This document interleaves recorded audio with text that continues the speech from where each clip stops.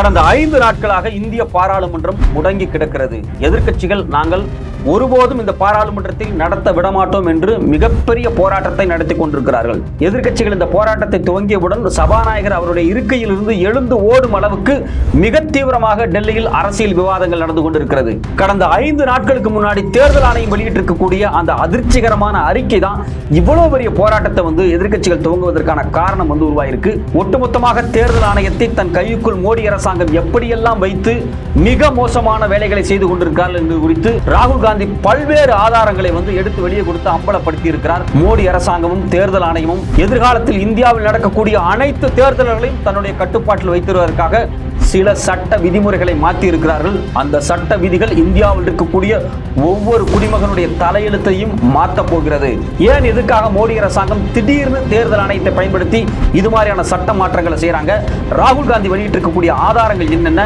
தொடர்ச்சியாக கடந்த 5 நாளாக இந்திய பாராளுமன்றத்தில் என்ன நடந்து கொண்டிருக்கிறது? வணக்கம், இது தமிழ் குரல். நான் உங்கள் சத்யராஜ். இன்னைக்கு இந்தியா முழுக்க பரபரப்பான செய்தி என்ன அப்படின்னா, பாராளுமன்றத்தில் கடந்த 4-5 நாட்களாகவே பார்த்தீங்கன்னா எதிர்க்கட்சியை சார்ந்தவங்க, அது மட்டும் இல்லாமல் பாஜக அல்லாத அனைத்து கட்சிகளும் ஒன்றிணைந்து போராடிக்கிட்டு இருக்கிறாங்க.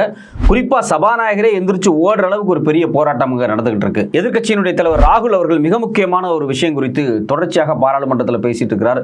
இந்த மோடி அரசாங்கம் தேர்தல் ஆணையத்தை பயன்படுத்தி மிக மோசமான மோசடிகளை தேர்தலில் பண்ணுறதுக்கான வேலைகளை செய்கிறாங்க. குறிப்பாக வர நவம்பர் மாதம் பீகாரில் தேர்தல் வரப்போகுது. அந்த தேர்தலுக்கு முன்னாடி ஒரு வாக்காளர் பட்டியலை மறு ஆய்வு செய்கிற வேலை இந்த தேர்தல் ஆணையம் செய்கிறாங்க.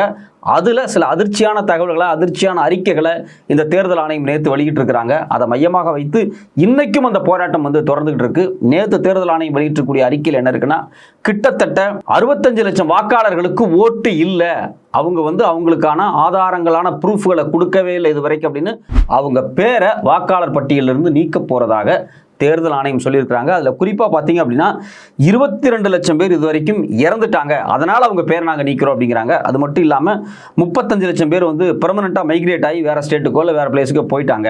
இது இல்லாமல் ஒரு 7 லட்சம் பேர் 2 இடத்துல அவங்களுடைய ஓட்டுக்களை பதிவு பண்ணி வச்சிருந்ததுனால அவங்க பேரும் நீக்கப்பட்டிருக்கு அப்படின்னு ஒரு செய்தி சொல்கிறாங்க. இந்த 65 லட்சம் அப்படிங்கிறது ஒட்டுமொத்த பீகார் வாக்காளர்களில் ஒரு 8% வரைக்கும் இருக்கிறாங்க.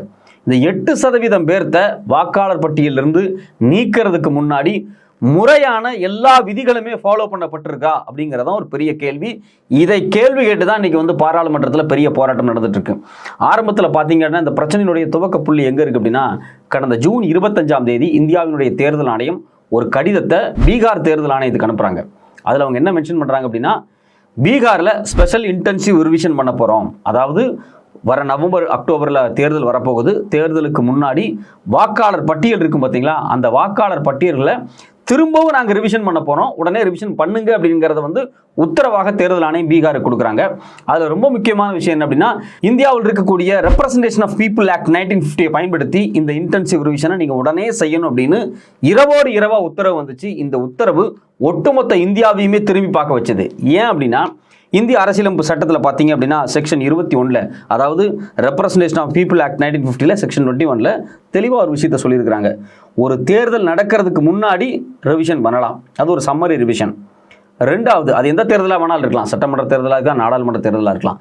சரி, இது இல்லாமல் வேற எப்போ ரிவிஷன் பண்ணலாம் அப்படின்னா, பை எலெக்ஷன்ஸ் நடக்கும்போது ரிவிஷன் பண்ணலாம். இதையும் தாண்டி பார்த்தீங்க அப்படின்னா, தேர்தல் ஆணையம் எப்பெல்லாம் விரும்புதோ நாங்கள் இந்த மாநிலத்தில் இப்போ வாக்காளர் பட்டியலை நாங்கள் மறு ஆய்வு பண்ண போகிறோம், திருப்பி ரிவிஷன் பண்ண போகிறோம் அப்படின்னு எப்போ தேர்தல் ஆணையம் நினைக்கிறதோ அப்போ பண்ணலாம் அப்படின்னு சொன்னாங்க.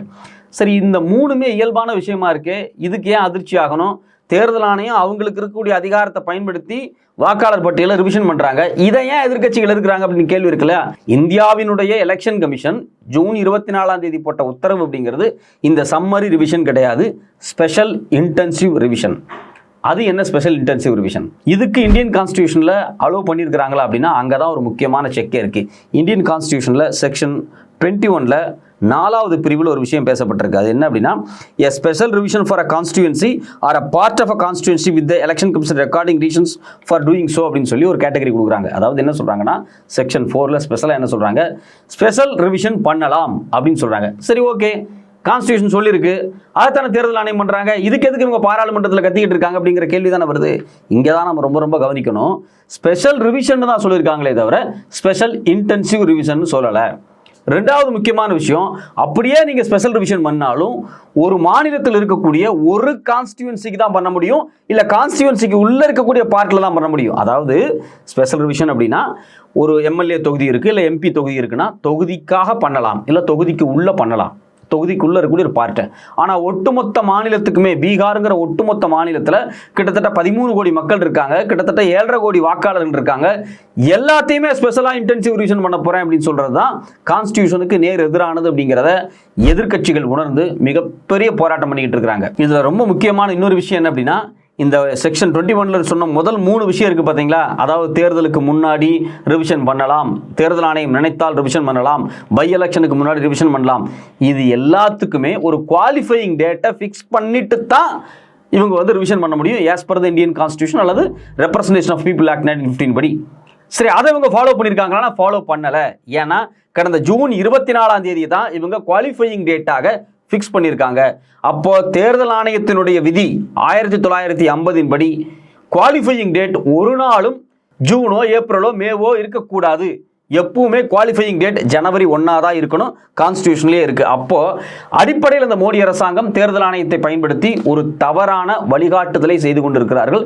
எந்த விதமான தேர்தல் விதிமுறைகளையுமே இவங்க ஃபாலோ பண்ணல, கான்ஸ்டிடியூஷனை ஃபாலோ பண்ணல, எலெக்ஷன் ரூல்ஸ் அண்ட் ரெகுலேஷனை ஃபாலோ பண்ணல, ரெப்ரசன்டேஷன் ஆஃப் பீப்புள் ஆக்டை ஃபாலோ பண்ணல. இது எல்லாமே ஃபாலோ பண்ணாம தன்னிச்சையாக இன்டென்சிவ் ரிவிஷன் பண்ணி திடீர்னு நேற்று அறிக்கையில் என்ன சொல்றாங்க அப்படின்னா 65 லட்சம் பேர் இல்லை, அதில் செத்து போயிட்டாங்க, மைக்ரேட் ஆயிட்டாங்க, அவங்க ஒரு இடத்துக்கு மேலே 100 இடத்துல வந்து வாக்காளர் பட்டியலில் பேர் வச்சிருக்கிறாங்க.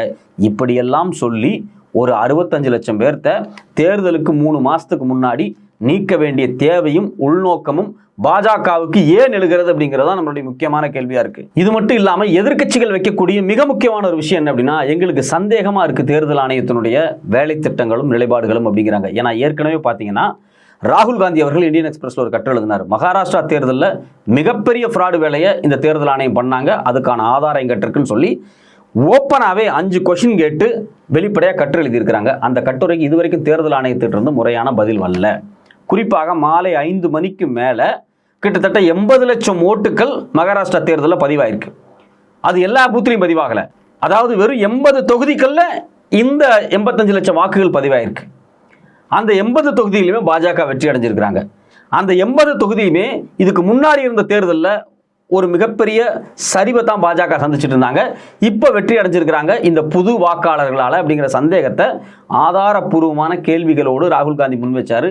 இதுவரைக்கும் பாஜகவோ இல்லை தேர்தல் ஆணையமோ அதுக்கான எந்த ரிப்ளையும் கொடுக்கல. இந்த சூழ்நிலையில் எதிர்க்கட்சிகள் இன்னொரு விஷயத்தை கேட்டிருக்கிறாங்க. என்ன அப்படின்னா, கடந்த ஜூன் 24ஆம் தேதி இவங்க வந்து நாங்கள் வந்து வாக்காளர் பட்டியலை ரிவிஷன் பண்ண போகிறோம் அப்படின்னு சொன்னாங்க இல்லையா, 24 முடிவு எடுக்கிறாங்க, குவாலிஃபையிங் டேட்டா வைக்கிறாங்க, 25 மெயில் வருது, 26லேருந்து ஸ்டார்ட் பண்ணுறாங்க. ஜூலை 7ஆம் தேதி அதாவது டிக்ளேர் பண்ணி 12 நாள் கழிச்சு இந்த தேர்தல் ஆணையம் ஒரு அறிக்கை கொடுக்குறாங்க. தேர்தல் ஆணையத்தினுடைய வெப்சைட்ல இன்னும் அந்த அறிக்கை இருக்கு, வேணா நீங்க போய் படிச்சு பாருங்க. அதுல என்ன சொன்னாங்க அப்படின்னா, நாங்க இது வரைக்கும் கிட்டத்தட்ட 2.88 கோடி பேர்த்துக்கிட்ட 11 ஃபார்மை வாங்கி நாங்கள் வெரிஃபை பண்ணியிருக்கோம். அதாவது அடிப்படையில் என்ன அப்படின்னா, புது இன்டென்சிவ் ரிவிஷன்ல தேர்தல் ஆணையம் என்ன சொல்லுச்சு அப்படின்னா, 2003க்கு பிறகு யாரெல்லாம் வாக்காளராக இருக்கீங்களோ அவங்க எல்லாரும் உங்களுடைய பிறந்த தேதியை காமிக்கணும், பிறந்த இடம் சர்டிஃபிகேட் காமிக்கணும், உங்கள் அம்மா அப்பாவில் யாரோ ஒருத்தங்களோ இல்லை 2 பேரோ பிறந்த இடம் பிறந்த தேதி எல்லாத்துக்குமான பர்த் சர்டிஃபிகேட்டை கொடுக்கணும். இது மட்டும் இல்லாமல் இன்னும் பல சர்டிஃபிகேட்டுகளை கொடுக்கணும். பர்த் சர்டிஃபிகேட்டை தாண்டி எக்கச்சக்கமான சர்டிஃபிகேட்ஸ், மொத்தம் 11 சர்டிஃபிகேட்ஸ், லேண்டு, பாஸ்போர்ட்டு, அது இதுன்னு இதெல்லாம் கொடுத்தா தான் நான் உங்களை வாக்காளராகவே எடுத்துக்குவேன், இல்லைனா நான் உங்களை வாக்காளராகவே எடுத்துக்க மாட்டேன் அப்படின்னு சொல்லி இந்த இன்டென்சிவ் ரிவிஷனுக்கான மையமாக இந்த உத்தரவை தான் ஜூன் 25ஆம் தேதி கொடுத்தாங்க. கொடுத்து 12 நாளில் பார்த்தீங்க அப்படின்னா நாங்கள் 2.88 கோடி பேர்த்துக்கிட்ட இதுக்கான ஃபார்மை வாங்கிட்டோம் அப்படின்னு சொன்னாங்க. ரொம்ப அதிர்ச்சியாக இருந்துச்சு. என்னடா அது, எலெக்ஷன் கமிஷன் சொல்லி 12 நாளுக்குள்ள 3 கோடி மக்கள் இவங்க சந்திச்சிட்டாங்களா அந்த கேள்வி வந்துச்சு. அது மட்டும் இல்லாமல் அந்த அறிக்கையை ரொம்ப நுட்பமாக படித்து பார்த்தீங்கன்னா அதில் கடைசியாக ஒரு விஷயம் என்ன சொல்கிறாங்க அப்படின்னா, 24 மணி நேரத்தில், அதாவது கடந்த 24 மணி நேரத்தில் நாங்கள் 1.18 கோடி பேர்த்துக்கிட்ட ஃபார்மை வாங்கியிருக்கிறோம் அப்படிங்கிறதையும் தேர்தல் ஆணையம் சொன்னாங்க. இங்கே தான் தேர்தல் ஆணையம் வசமாக மாட்டுறாங்க. எதிர்க்கட்சிகள் எல்லாமே இதை மையமாக வச்சு தான் கேள்வி எழுப்பியிருக்கிறாங்க. ஸோ 24 மணி நேரத்தில் நீங்கள் 1.25 கோடி பேர்த்துக்கிட்ட ஃபார்ம் வாங்க முடியுது அப்படின்னா, அப்போ ஒரு நிமிஷத்துக்கு 8200 பேர்த்துட்டு நீங்கள் ஃபார்ம் வாங்கியிருக்கிறீங்க. ஒரு செகண்டு 137 பேர்த்துட்டு நீங்கள் ஃபார்ம் ஃபில் பண்ணி வாங்கியிருக்கீங்களா, இந்த கேள்வி வருது. ஏன் அப்படின்னா இந்த கேள்வி வருது அப்படின்னா, ஒரு எனுமரேஷன் ஃபார்ம் ஃபில் பண்ணுறது அப்படிங்கிறது சாதாரண விஷயம் கிடையாது. முதல்ல ஒரு பூத் லெவல் ஆஃபீஸர் என்ன பண்ணுவார் அப்படின்னா, இவர் இந்த ஊரில் இந்த வீட்டில் வாக்காளராக உயிரோட இருக்கிறாரா அப்படிங்கிறதுக்கு டோர் டு டோர் போய் செக் பண்ணணும். சரி, ஓகே, வீட்டுக்கு போயாச்சு. அவர்கிட்ட அந்த 11 ஃபார்மையும் வாங்கணும். அதில் எந்தெந்த ஃபார்மெல்லாம் இருக்குன்னு டிக் பண்ணணும். இவர் பேர் சரியா இருக்கிறா எல்லாமே செக் பண்ணணும். செக் பண்ணிட்டு தேர்தல் ஆணையத்தினுடைய ஒரு பிரத்யேகமான ஒரு வெப்சைட் இருக்கு, அந்த வெப்சைட்ல இதை அப்லோட் பண்ணணும். நான் என்ன கேட்குறேன், இதை நம்ம பேசினாவே 1 செகண்ட் ஆகுதா, 100 செகண்ட் ஆகுதா, 10 செகண்ட் ஆகுதா? நம்ம இதை சொன்னாவே 1 நிமிஷம் ஆயிடுது. இந்த ஃபார்மை ஃபில் பண்ணி வாங்குறதுக்கு ஒரு ஆள்கிட்ட கிட்டத்தட்ட அரை மணி நேரம் கூட ஆகும். ஏன்னா படிக்காத கிராமப்புற பகுதியில் போய் வீடு வீடாக தேடி போய் இந்த வீட்டில் யார் இருக்கா, அந்த வீட்டில் யார் இருக்கு, இப்போ ஒரு வீட்டுக்கு போகிறான்னு வச்சுங்களேன், அந்த வீட்டில் ஒரு எக்ஸ்னு ஒருத்தர் இருக்கார், சர்மான்னு ஒருத்தர் இருக்காருன்னு வச்சுங்களேன். அவர் வீட்டில் இருக்க மாட்டார், பக்கத்து வீட்டுக்கு போயிருப்பார். அவர் வந்து இந்த ஃபார்ம் எல்லாம் எடுத்து காமிச்சு உட்காந்து பிளாக் ஆஃபீஸரே இதை ஃபில் பண்ணணும். அதான் முக்கியமான விஷயம். பிளாக் ஆஃபீஸர் அவர் கைப்பட ஃபில் பண்ணணும். ஃபில் பண்ணுறதுக்கு முன்னாடி எக்ஸ்பிளைன் பண்ணணும் அந்த வாக்காளர்கிட்ட, இங்கே பாருங்க இதெல்லாம் நான் ஃபில் பண்ண போகிறேன் அப்படின்னு. ரெண்டாவது அதுக்கான 11 ஃபார்மை வாங்கணும், ஃபார்மை வெரிஃபை பண்ணணும், பின்னாடி இதை அப்லோட் பண்ணணும், அவர் இருக்கும்போதே அதை அப்லோட் பண்ணணும். இது எல்லா வேலையும் நடக்கணும். ஃபார் எக்ஸாம்பிள், ஒருத்தர் இறந்து போயிட்டார் அப்படின்னா பிளாக் ஆஃபீஸர் செக் பண்ணதுக்கு முன்னாடி எலெக்ஷன் ஆஃபீஸர் ஒருத்தர் வந்து அதை செக் பண்ணுவார். சரி, இவர் இறந்துட்டாரு, இவர் இல்லை, இதான் டெத் சர்டிஃபிகேட், அதுக்கு பிறகு தான் அவர் பேரை கேன்சல் பண்ண முடியும். அப்போ நீங்கள் ஒட்டுமொத்தமாக ஒரு நபரை ஆட் பண்ணுறதுக்கே உங்களுக்கு வந்து 20 நிமிஷம் 30 நிமிஷம் கூட ஆகலாம். அப்படி இருக்கிறப்ப நீங்கள் எப்படி ஒரு செகண்டில் 137 பேர்த்த வந்து செக் பண்ணுறீங்க? கிட்டத்தட்ட 8000 பேர்த்துக்கு மேலே நீங்கள் வந்து செக் பண்ணுறீங்க நிமிஷத்துக்கு. அது மட்டும் இல்லாமல் ஒரே 24 மணி நேரத்தில் கிட்டத்தட்ட 1.18 கோடி பேர்த்து செக் பண்ணுறீங்க. இந்த கேள்வியை தான் எதிர்க்கட்சிகள் கேட்குறாங்க. அப்போ தேர்தல் ஆணையம் ஏதோ ஒரு தில்லுமுள்ளு வேலைகளை செய்கிறதா அப்படிங்கிற கேள்வி வருது. ஏன் இந்த கேள்வி வருது அப்படின்னா, இந்தியாவில் இதுக்கு முன்னாடி இதே மாதிரி என்ஆர்சியை செக் பண்ணாங்க அஸ்ஸாமில். அப்படி செக் பண்ணும்போது பார்த்தீங்க அப்படின்னா 4 வருஷம் ஆச்சு அதை செக் பண்ணுறதுக்கு. அங்கே வெறும் 3.3 கோடி தான், அதாவது 3.5 கோடி மக்கள் தான். 3.5 கோடி மக்களை 4 ஆண்டுகள் எடுத்து இதே சிட்டிசன்ஷிப் வெரிஃபிகேஷனை பண்ணாங்க. கிட்டத்தட்ட 2000 கோடிக்கு மேலே பட்ஜெட்டில் பணம் ஒதுக்கி தான் அந்த வேலையே நடந்துச்சு. அப்போ 4 வருஷம் 2000 கோடி செலவு பண்ணி பண்ண ஒரு வேலையை இவங்க 1 வாரம் 10 நாளில் செஞ்சு முடிச்சிடலாம் அப்படின்னு ஒரு கான்ஃபிடன்ஸ் கொடுத்தா எது உண்மை? அஸ்ஸாமில் நடந்தது உண்மையா, இல்லை பீகாரில் இப்போ நடந்துகிட்டு இருக்கிறது உண்மையாங்கிற கேள்வி நமக்கு வந்திருக்கு. இதில் இன்னொரு முக்கியமான விஷயம் என்ன அப்படின்னா, ஜூலை 7ஆம் தேதி இவங்க இந்த ரிப்போர்ட்டை கொடுத்தாங்க. திருப்பி ஜூலை 14ஆம் தேதி ஒரு வாரம் கழிச்சு இன்னொரு ரிப்போர்ட் கொடுக்குறாங்க. அந்த ரிப்போர்ட் என்ன சொல்கிறாங்க அப்படின்னா, ஏற்கனவே செக் பண்ண 2.25 கோடி ப்ளஸ் ஒரு 4 கோடி கிட்டத்தட்ட 6.5 கோடி மக்கள்கிட்ட நாங்கள் செக் பண்ணிட்டோம் அப்படின்னாங்க. இங்கே தான் மறுபடியும் மாட்டுறாங்க. அது எப்படி 24 மணி நேரத்தில் 1.25 கோடி பண்ணுறேன் அப்படிங்கிறீங்க, ஒரு வாரம் கழிச்சு 4.5 கோடி பண்ணுறேன் அப்படிங்கிறீங்க, எதுவுமே மேட்ச் ஆகலையே அப்படிங்கிறது தான் ரொம்ப முக்கியமான விஷயமா இருக்குது. இது எல்லாம் தேர்தல் ஆணையமே கொடுத்த அறிக்கையை மையமாக வச்சு எதிர்க்கட்சிகள் கேட்கக்கூடிய கேள்வி. இந்த எல்லா கேள்வியுமே கடந்த 4-5 நாட்களாக பார்த்தீங்க அப்படின்னா பாராளுமன்றத்தில் வந்து தொடர்ச்சியாக கேட்டுக்கிட்டே இருக்காங்க. இதில் நமக்கு வரக்கூடிய ஒரு முக்கியமான கேள்வி என்ன அப்படின்னா, கேரளா மாதிரியான ஹைலி எஜுகேட்டடாக, அதாவது 90% மேலே படித்தவங்க இருக்கக்கூடிய மாநிலத்தில் இது மாதிரியான சர்வே எடுக்கிறதே ரொம்ப கஷ்டம். பீகாரில் பார்த்தீங்க அப்படின்னா கிட்டத்தட்ட 33% வந்து அங்கே இல்லிட்ரேட்ஸ் மட்டுமே இருக்கிறாங்க, படிப்பறிவே இல்லாத மக்கள் இருக்காங்க. அந்த பின்தங்கிய ஒரு மாநிலத்தில் போய் இவ்வளோ வேகமாக எப்படி எடுக்க முடியும்? இதே தேர்தல் ஆணையம் தான் கடந்த ஆண்டு நாலேஜ் ஆட்டிடியூட் பிராக்டிஸ் சர்வே அப்படின்னு ஒரு சர்வே வெளியிட்டாங்க. அதில் அவங்க என்ன சொன்னாங்க அப்படின்னா, ஒட்டுமொத்தமாக பீகாரில் கிட்டத்தட்ட 27% பேர் தான் பார்த்தீங்க அப்படின்னா ஹையர் செகண்டரியே போயிருக்கிறாங்க. அப்படி இருக்கும்போது கல்வி தகுதி இல்லாத மாணவர்களை, கல்வி தகுதி இல்லாத படிக்காத கிராமங்களுக்குள்ள எப்படி தேர்தல் ஆணையம் இவ்வளவு வேகமாக வேலை செஞ்சது? அது பாசிபிளா ப்ராக்டிக்கலா அப்படின்னா ப்ராக்டிக்கலாக பாசிபிளே கிடையாது. ஒயர் பத்திரிகை, இந்தியன் எக்ஸ்பிரஸ், ஸ்க்ரோல், இது மாதிரி மிக முக்கியமான பத்திரிகைகள் என்ன பண்ணுறாங்க அப்படின்னா பல டீமுகளை உள்ளே இறக்கி அங்கே ஆய்வு பண்ணுறாங்க பீகாரில். அதில் குறிப்பாக பார்த்தீங்கன்னா யோகேந்திர யாதவ்லாம் வந்து ஒரு 250 பேர் கொண்ட ஒரு குழுவை வச்சு உள்ள ஸ்டடி பண்ணுறாங்க. அது மட்டும் இல்லாமல் இன்னைக்கு ஹிந்து வந்து நடுப்பக்கத்தில் ஒரு பெரிய கட்டுரை முழுக்கவே வந்து கள ஆய்வு பண்ணி எழுதியிருக்கிறாங்க பீகாரில் என்ன நடந்துட்டு இருக்கு அப்படின்னு. அங்கே என்ன நடந்துட்டு இருக்குன்னு அந்த ஆதாரங்களை பார்க்கும்போது நமக்கு ரொம்ப அதிர்ச்சியாக இருக்குது. வழக்கமாக தேர்தல் ஆணையர்கள் டோர் டு டோர் ஸ்டெப் போய் தான் எல்லாத்தையுமே வந்து ஃபார்ம் வாங்கி ஃபில் பண்ணணும். அங்கே அப்படிலாம் நடக்கலை. ஒரு கிராமத்தில் ஒரு மரத்தடியில் ஒரு ஆள் போய் உட்காந்துக்கிட்டு ஒட்டுமொத்த கிராமத்தையும் கூப்பிட்டு செக் பண்ணிக்கிட்டு இருக்கார். இது மிகப்பெரிய தவறான ஒரு நடைமுறை. இந்த ஸ்பெஷல் இன்டென்சிவ் ரிவிஷனில் இதே தேர்தல் ஆணையம் கொடுத்த அனெக்சர்ஸில் போய் படித்து பார்த்தீங்க அப்படின்னா அதில் என்னென்ன ரூல்ஸ் அண்ட் ரெகுலேஷன் இருக்கோ அதனுடைய எல்லா ரூல்ஸ் அண்ட் ரெகுலேஷனையும் இந்த இன்டென்சிவ் ரிவிஷன் ப்ராக்டிக்கலாக களத்தில் மீறி இருக்கிறாங்க அப்படிங்கிற ஆதாரத்தை இந்த இந்தியன் எக்ஸ்பிரஸ் பத்திரிகையினுடைய சர்வேல வெளியே வந்திருக்கு. வீட்டுக்கு வீடு போய் செக் பண்ணுறது கிடையாது, ஏதாவது ஒரு மரத்தடியில் உட்காந்து செக் பண்ணுறாங்க. அது மட்டும் இல்லாமல் இந்த எனுமரேஷன் ஃபார்மை உடனே அப்லோட் பண்ணணும், அதை அப்லோட் பண்ணல உடனே வெரிஃபை பண்ணணும், அங்கே வெரிஃபிகேஷனும் நடக்கலை. இது மாதிரி பல விஷயங்கள் நடந்துக்கிட்டு இருக்குது. அது மட்டும் இல்லாமல் உச்சநீதிமன்றத்தில் வழக்கு போட்டு இந்த சார் அப்படின்னு சொல்லக்கூடிய ஸ்பெஷல் இன்டென்சிவ் ரிவிஷனை தடுக்க சொன்னாங்க. ஆனால் உச்சநீதிமன்றம் அதை வந்து தடுக்காமல் உச்சநீதிமன்றம் என்ன பண்ணாங்க அப்படின்னா, நீங்கள் ஏன் ஆதார் கார்டையும் ரேஷன் கார்டையும் அது மட்டும் இல்லாமல் ஓட்டர் ஐடியும் அக்செப்ட் பண்ணிக்கலாமே அப்படின்னு ரெக்வஸ்ட்டை எலெக்ஷன் கமிஷனுக்கு வச்சுக்கிட்டு இருந்தாங்க. ஆனால் நாங்கள் வாங்க மாட்டோம், ஆதார் கார்டை ஒத்துக்க மாட்டோம், ரேஷன் கார்டை ஒத்துக்க மாட்டோம், ஓட்டர் ஐடி ஒத்துக்க மாட்டோம்னு யார் சொன்னது அப்படின்னா தேர்தல் ஆணையம் உச்சநீதிமன்ற கோர்ட்லேயே சொன்னாங்க. ஆனால் ப்ராக்டிக்கலாக களத்தில் போய் சர்வே எடுத்தவங்க என்ன சொல்கிறாங்க அப்படின்னா, அங்கே ஆதார் கார்டையும் ரேஷன் கார்டையும் வேறு வழி இல்லாமல் எடுத்துக்கிறாங்க. ஏன்னா வேறு எந்த ஆதாரங்களுமே பெரும்பாலான மக்கள்கிட்ட இல்லை அப்படிங்கிறது தான் யதார்த்தமான உண்மையாக தெரிகிறது. ஸோ அப்போ இவ்வளவு தூரம் இவ்வளோ வேகமாக இவ்வளவு பெரிய மோசடியை ஏன் பாஜக தேர்தல் ஆணையத்தை பயன்படுத்தி செய்ய வேண்டிய தேவை வந்திருக்கு? அப்படி நடத்தப்பட்ட இவ்வளோ வேகமான இந்த புது என்ரோல்மெண்ட்டில் எதுக்காக ஒரு 65 லட்சம் பேர், கிட்டத்தட்ட 8லிருந்து 9% வாக்காளர்களை பட்டியலிருந்து நீக்கிற இடத்துக்கு இந்த மோடி அரசாங்கம் நகர்ந்திருக்கிறதுனா, வர நவம்பர் மாதம் பீகாரில் தேர்தல் வரப்போகுது. அதில் குறிப்பாக வட கிழக்கு பீகார், அது மட்டும் இல்லாமல் வடக்கு பகுதியில் இருக்கக்கூடிய பீகார்களில் பல பகுதிகளில் முஸ்லீம் மக்கள் மெஜாரிட்டியாக இருக்கிறாங்க. அவங்க யாரும் பாஜகவுக்கு ஓட்டு போட மாட்டாங்க.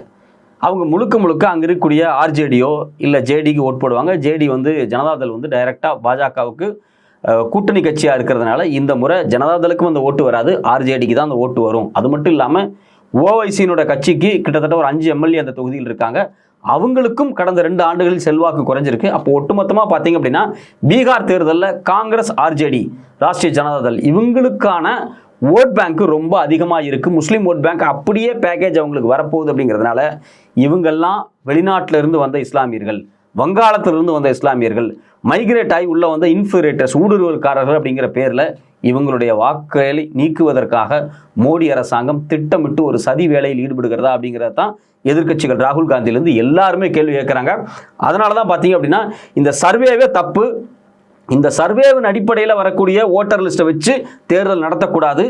ஏற்கனவே சம்மரி ரிவிஷன் கடந்த ஜூன் மாதம், அதாவது 2024 ஜூன்லேருந்து ஜனவரி 2025 முடிச்சு ஒரு காப்பி வச்சிருக்கிறாங்க. அதன் அடிப்படையில் தான் தேர்தல் நடத்தணும், இல்லைனா நாங்கள் தேர்தலையே பங்கு பெற மாட்டோம் அப்படின்னு ஆர்ஜேடி மாதிரியான தலைவர்கள் வெளிப்படையாக பேசியிருக்கிறாங்க. ஸோ அப்போ இது குறித்தான மிக முக்கியமான விவாதம் பாராளுமன்றத்தில் தொடர்ச்சியாக நடந்து கொண்டிருக்கிறது. பாராளுமன்ற அவைகள் முடக்கப்பட்டிருக்கிறது. மோடி அரசாங்கம் தேர்தல் ஆணையத்தை பயன்படுத்தி பல மோசடி வேலைகளில் நேரடியாக ஈடுபடுகிறார்கள் அப்படிங்கிறது தான் அவங்களுடைய கேள்வியாக இருக்கு. இந்த கேள்வியும் ஒரு நியாயமானதாக இருக்கு அப்படின்னு தான் நம்மளும் பார்க்கணும். ஏன் அப்படின்னா 2 விஷயம் ரொம்ப முக்கியமானது.